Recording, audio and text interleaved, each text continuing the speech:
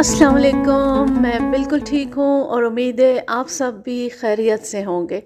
शिकारियात series में जो कहानी मैं आपके लिए लेकर आई हूँ इसका उन्वान है बेनज़ीर का मार्का और इसके मुसन्निफ़ हैं मोहम्मद शरीफ ख़ां मुंतज़िर।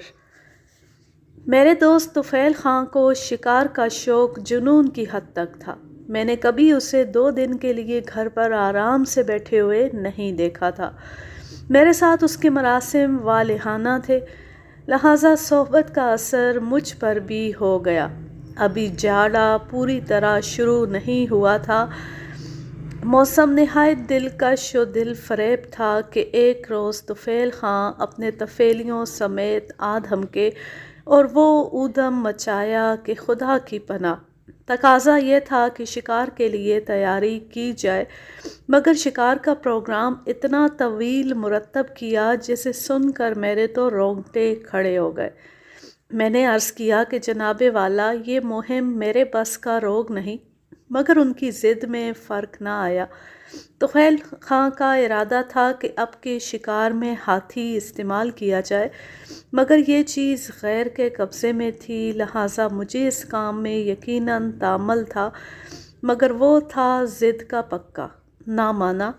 मैंने अपने मौसिन से दरख्वास्त की कि हम 10 दिन के लिए शिकार पर जाना चाहते हैं, इसलिए हमें बेनज़ीर अता फ़रमाया जाए ताकि शिकार से हम सही मानों में लुत्फ़ अंदोज़ हो सकें।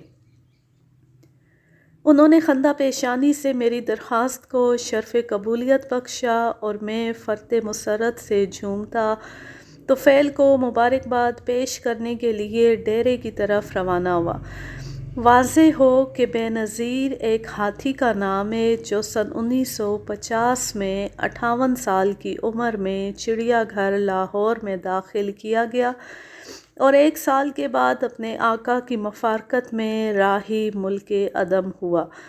बेनज़ीर बज़ाहिर एक हाथी था, महज हैवाने मुतलक, मगर उसकी समझ और फ़रासत पर इंसानी ज़ी शऊर अंगश्त बदंदा थे।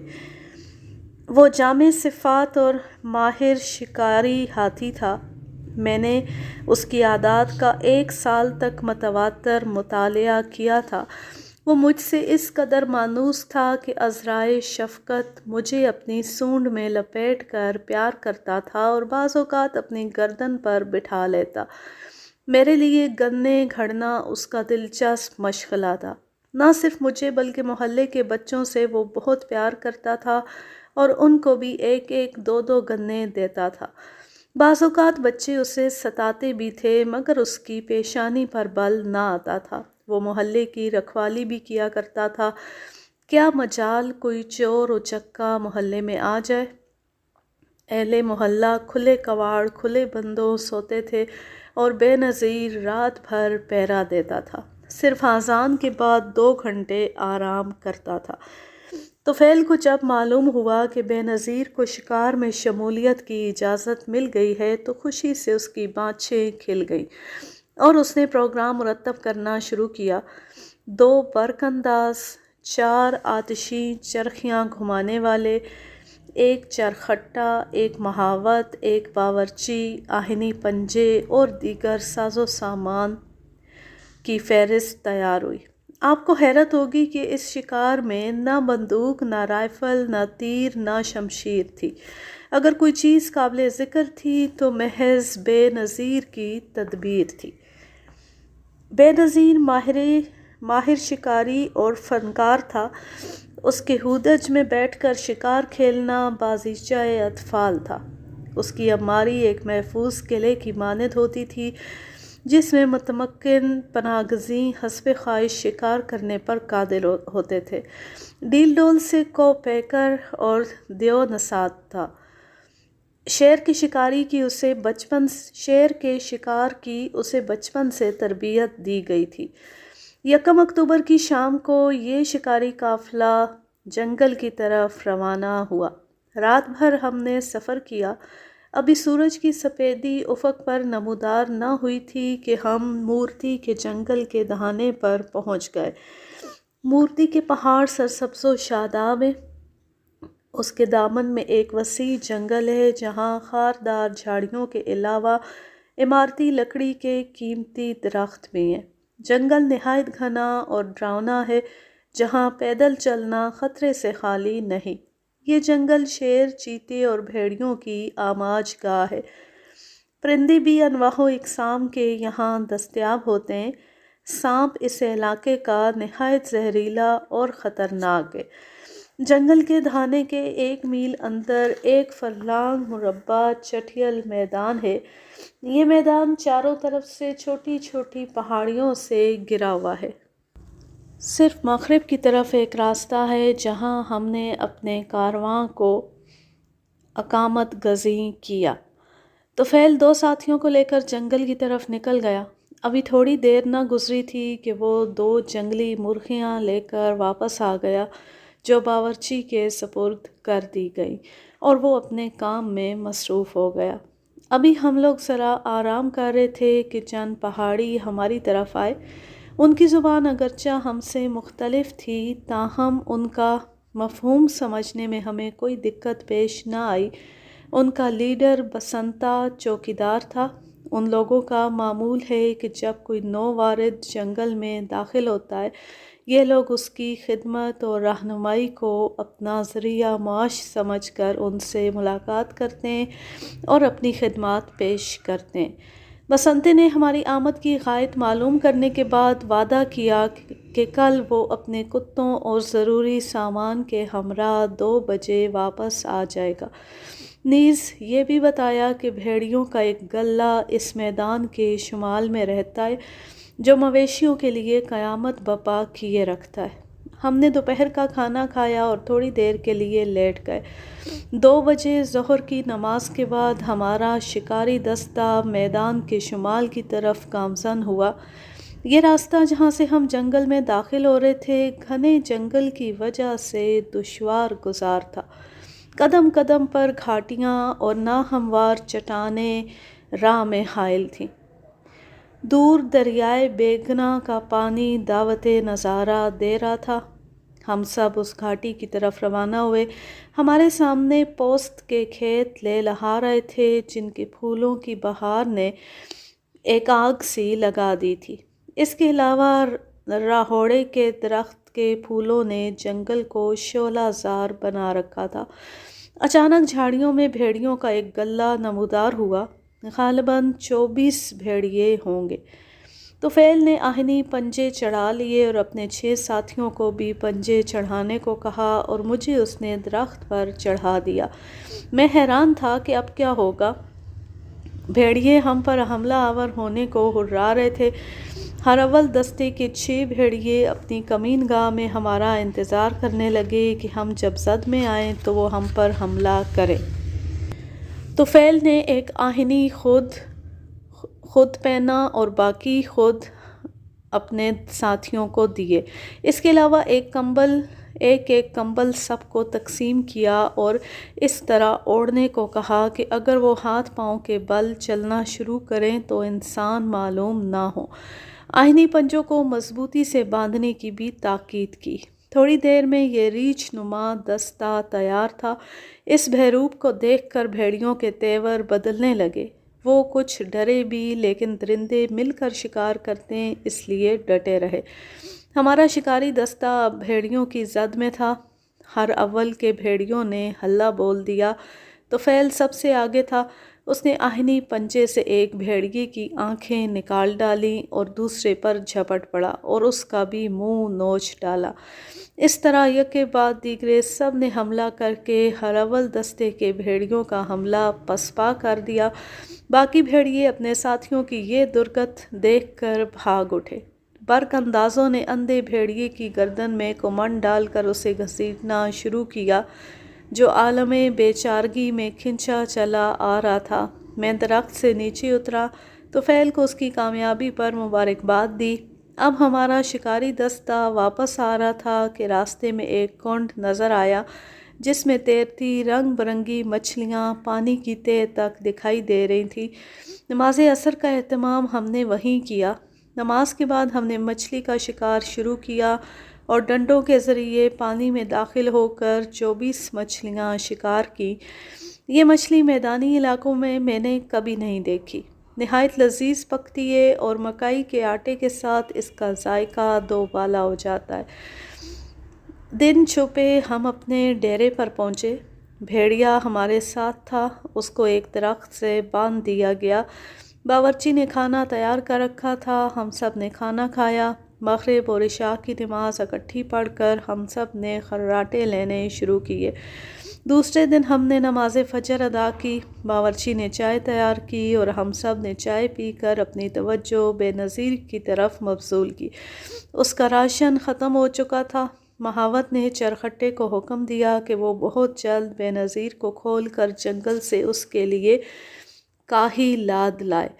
چرخٹا 3 گھنٹے کے بعد واپس آیا۔ کاہی کے علاوہ بے نظیر باورچی خانے کے لیے خشک لکڑیاں بھی لیتا آیا۔ ہم ابھی کیل کانٹے سے لیس ہو ہی رہے تھے کہ بسنتا اپنی ٹیم کے ساتھ آ دھمکا۔ اس نے آتے ہی شیر کی آمد کی خبر سنائی۔ اس کے پاس 2 شاخیں سرکے، گونے اور شکاری کتے تھے جن کی گردنوں میں بھور کلی پہنی ہوئی تھی تاکہ درندے کے حملے سے محفوظ رہیں۔ دوپہر کا کھانا نہایت پھرتی سے تیار کیا گیا۔ طفیل کو شیر کے شکار کا جنون تھا۔ وہ سب کاروبار چھوڑ کر اولی فرصت میں اس دلچسپ مشغلے میں مصروف ہونا چاہتا تھا، لہٰذا اس نے نہایت بے تابی سے ہر کام کو ختم کرنے کی تاکید کی۔ دوپہر کا کھانا کھانے کے بعد دشت نوردی کی تیاری شروع ہوئی۔ بے نظیر کو ہودج و عماری سے آراستہ کیا گیا۔ اس کی پیشانی پر پیتل کا چاند تارا، مستک پر نشان اور سونڈ پر زرہ چڑھا دی گئی۔ دم کی طرف آہنی خاردار کانٹا کس دیا گیا اور یوں بے نظیر مسلح ہو گیا۔ مہاوت کو فولادی گزباگ، پیتل کی آنکس آہنی خود پہنا دیا گیا۔ ایک آہنی پنجہ بھی اس کے حوالے کیا گیا تاکہ ناگزیر حالات میں کام آئے۔ چرخٹے کو ایک آہنی زنجیر دی گئی جس کے بالائی سرے پر خودکار آتش گیر مادہ لگا ہوا تھا۔ ایک برچھا اور ایک خود بھی اس کو دی گئی۔ بسنتے کی ٹیم ہر اول کے دستے کے طور پر پیش قدمی کر رہی تھی اور ہم سب ہودج میں پناہ گزین تھے۔ یہاں سے 3 میل کے فاصلے پر بسنتے نے بتایا کہ اس کا مکان ہے۔ ہمارا قافلہ اسی طرف جا رہا تھا۔ بسنتے کا گاؤں، جس کا نام شاید ڈھبوٹا تھا، ایک حسین مرغزار میں واقع ہے جس کے ارد گرد لوکاٹ اور چکوترے کے لامتناہی درخت ہیں۔ سندرا ندی کا پانی اس حسین وادی کو سیراب کرتا ہے۔ گاؤں کے بچوں نے جب ہاتھی دیکھا تو شور و غل مچا دیا۔ یکا یک سب لوگ، مرد و عورت، جوان بوڑھے، بے نظیر کے گرد جمع ہو گئے۔ ہمارا شکاری دستہ آگے بڑھا جا رہا تھا۔ بسنتے نے بتایا کہ اب ہم اس راستے پر گامزن ہیں جہاں کل اس نے شیر دیکھا تھا۔ پہاڑی لوگ شیر سے خائف نہیں ہوتے، وہ اکثر شیر کے شکار کے عادی ہوتے ہیں۔ 3 میل یہاں سے شمال کی طرف نہایت تنگ و دشوار گزار راستہ ہے۔ ہاتھی اس راستے سے نہیں گزر سکتا۔ اول تو راستہ تنگ ہے، دوسرے درخت اتنے گھنے ہیں، ہاتھی بغیر عماری بھی نہیں گزر سکتا۔ چنانچہ ہم نے فیصلہ کیا کہ بے نظیر کو اسی بند جگہ ٹھہرایا جائے اور ہم سب شکار کی تلاش میں آگے چلیں۔ ہم ابھی 2 قدم بھی آگے نہ گئے تھے کہ شیر کی دھاڑ نے ہمیں روک دیا۔ بسنتے نے راستے کے دونوں طرف کتوں کو کھڑا کر دیا اور اپنے ساتھیوں کو 2 شاخیں اور گوئے تیار رکھنے کی تاکید کر دی۔ شیر کے دھاڑنے کی آوازیں مسلسل آنے لگیں اور وہ برق رفتاری سے ہماری طرف آنے لگا۔ جنگل میں شیر کی تیز رفتاری کا مقابلہ شاید مگر طیارے بھی نہ کر سکیں۔ آن کی آن میں شیر کتوں کے بالمقابل آ پہنچا اور جھللا کر ایک کتے پر حملہ کر دیا۔ بھورکلی کتے کے آڑے آئی اور وہ بال بال بچ گیا۔ دوسرا حملہ اس نے بسنتے پر کیا۔ اس نے کمال پھرتی سے 2 شاخیں پر درخت کی آڑ لے کر ترا دی اور چھپ گیا۔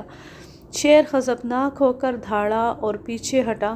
ہم نے موقع غنیمت سمجھا اور بھاگ کر ہودج میں سوار ہو گئے۔ شیر پھر دھاڑا اور غضبناک ہو کر بار بار دھاڑنے اور دیوانہ وار ادھر ادھر بھاگنے لگا۔ چرخٹے نے بے نظیر کی زنجیر کھول دی۔ اب کیا تھا؟ بے نظیر شیر کے بالمقابل پہاڑ کی طرح ڈٹا کھڑا تھا کہ بسنتے نے کتے چھوڑ دیے۔ شیر پیچھے ہٹا۔ بے نظیر نے یہ موقع غنیمت سمجھا اور شیر کو پچھلی ٹانگ سے سونڈ میں پکڑ کر فضا میں اس طرح اچھالا کہ آسمان کا گرا کھجور میں اٹکا۔ شیر کا غصہ اب طوفانی صورت اختیار کر چکا تھا۔ اس نے 2-3 کتوں کو ہلاک کر ڈالا اور ایک پہاڑی بری طرح زخمی ہوا، مگر بھورکلیوں نے شیر کا منہ لہو لہان کر دیا۔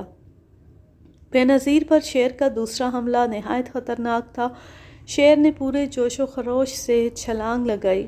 بے نظیر اگر 10 قدم آگے نہ بڑھ جاتا تو ہم سب کی خیر نہ تھی۔ شیر ہودج میں گرتا اور ہم سب کو بھنبوڑ دیتا۔ شیر کی پچھلی ٹانگ بے نظیر کی دم کے آہنی خاردار کانٹے میں الجھ گئی۔ خاردار کانٹا جس کی لمبائی 9 انچ سے کم نہیں ہوتی، شیر کی ٹانگ کو پاؤں تک چیرتا چلا گیا۔ شیر نے تیسرا حملہ پہلو سے کیا، مگر 2 شاخیں اور آتشی چرخیاں آڑے آئیں، چنانچہ اس دفعہ بھی ہماری جانیں سلامت رہیں۔ شیر نے آخری حملہ پوری استادی سے کیا، مگر بے نظیر طرح دے کر وار بچا گیا اور شیر کو دم سے پکڑ کر اس طرح گھسیٹا کہ بے نظیر کا دایاں پاؤں اس کے پیٹ پر تھا اور اس نے شیر کو پاؤں تلے دبا کر ادھموا کر دیا، مگر شیر نے بے نظیر کی بائیں ٹانگ کو زخمی کر دیا جس سے خون بہنے لگا۔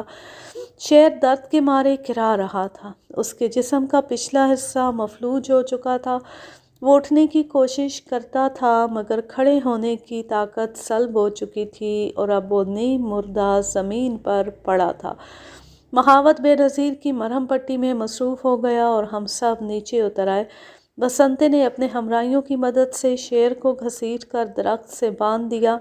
بے نظیر چونکہ لنگڑا ہو چکا تھا، لہٰذا ہم نے ڈبھوتے کی حسین وادی کا فاصلہ بمشکل 2 گھنٹے میں طے کیا۔ رات کو ہمارے شکاری دستے نے اسی وادی میں قیام کیا۔ بے نظیر 1 ہفتے تک روبہ صحت نہ ہو سکا اور مسلسل بیمار رہا۔ 1 ہفتے کے بعد شیر بالکل نحیف اور ناتواں ہو چکا تھا۔ اس کو ہم جنگل کے دہانے تک لانے میں کامیاب ہو گئے۔ ان دنوں شہزاد پور میں ایک گشتی چڑیا گھر آیا ہوا تھا جس کا مینیجر اعظم نامی ایک مشہور پہلوان تھا۔ اس نے ہم سے یہ شیر مبلغ 100 روپے میں خرید لیا اور اپنے چڑیا گھر میں داخل کر لیا۔ یہ شیر 10 سال تک زندہ رہا اور ناظرین کو قفس میں اپنی روداد آزادی سناتا رہا۔ سن 1942 میں جب یہ چڑیا گھر روپڑ شہر میں وارد ہوا تو اس نے ایک خاتون پر حملہ کر کے اسے ہلاک کر دیا، جس کی پاداش میں اعظم نے شیر کو گولی مار دی۔ ماخذ سیارہ ڈائجسٹ، مئی سن 1968۔ اب میں لیتی ہوں آپ سے اجازت۔ جاں رہیں، خوش رہیں، شاد و آباد رہیں، ہنستے مسکراتے رہیں۔ اللہ حافظ، اللہ نگہبان۔